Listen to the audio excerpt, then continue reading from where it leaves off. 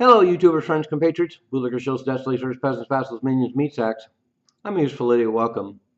So, Senator Kennedy of Louisiana, who I love, by the way, he's kind of like the Will Rogers of our time. The guy is hilarious. But that said, he's introduced a bill to defund PBS and NPR, which I think is completely legitimate. When I grew up, PBS was a great outlet for a lot of great programming, documentaries, and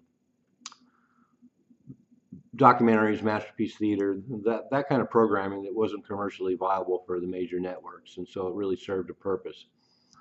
But now it pushes a lot of programming that has to do with social engineering dreams by the Democratic Party, and has become a part of the Democratic Party in a way. And the problem is taxpayers pay for it, and so the fact that they're so partisan and so biased and so one-sided, and then have taxpayers' money go to it, is something that really needs to stop. And so they get $500 million a year from the U.S. government. They just built a $200 million office space. Their hosts make up to $532,000 a year, and they get $320,000 that go to their DEI offices. And so that's one of the reasons why they're so on board with democratic and liberal social experiments.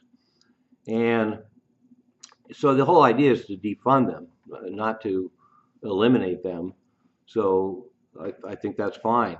It's fine that NPR and PBS exist, but they need to find some other source of funding, like George Soros or someone like that who likes to bankroll liberal causes, because it's become opinion journalism, and a lot of the stories that they do are basically opinions. So they've also strayed from actually delivering news, and so that's another reason why they need to be defunded.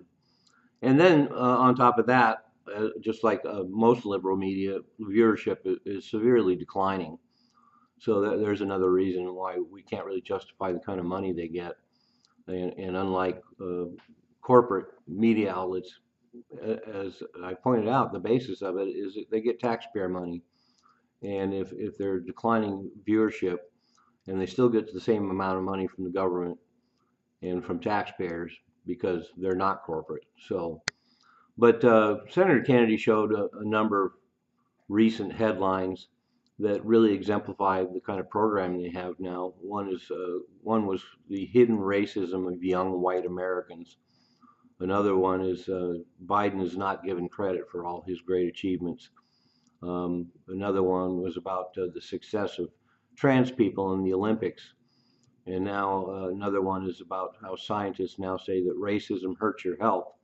So these are social engineering issues. These are opinion journalism.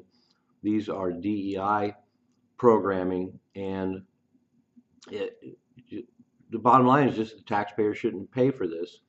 NPR, for example, said there was no evidence.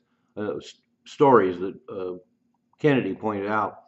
One story was that there's no evidence of trans athletes having an unfair advantage, which of course is completely untrue. I mean, I don't have to have much more than a basic understanding of biology and science to realize that indeed trans athletes have an advantage.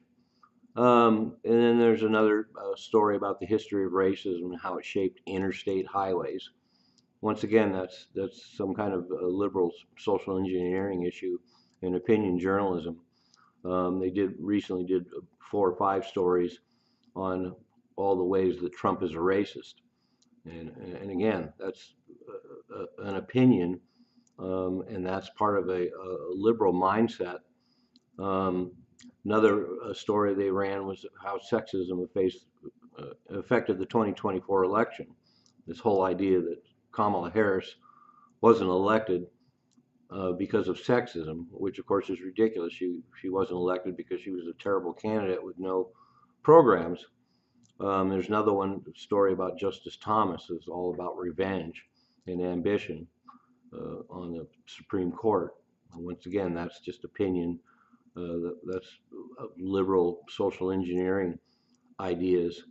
And then another one was about confronting Biden, a story about whether Biden should be confronted about his cognitive decline, and if that narrative is correct. And so those are just a few examples. But the easiest way to realize that NPR and PBS need to be defunded is you just flip the tables. If NPR was spouting nothing but conservative viewpoints, you can bet the liberal base and liberal politicians would be calling for it to be defunded. If they ran the same kind of stories, only flipped, um, then NPR and PBS, there'd be people lining up to demand they be defunded. So for me, it's a no-brainer. And once again, it's this whole idea of where taxpayer money is going.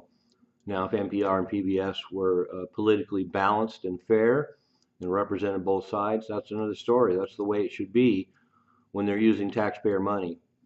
But I, for one, I have no affiliation with the Republican Party or the Democratic Party, but I don't want my taxpayer money going to fund just another outlet for the Democratic Party or the Republican Party for that matter. So, as I said, it's a no-brainer, and I hope the bill passes, and I would love to see NPR and PBS defunded, and they can just find a private donor and somebody to keep them afloat, even with their sad ratings. I'm useful idiot, don't you be one too?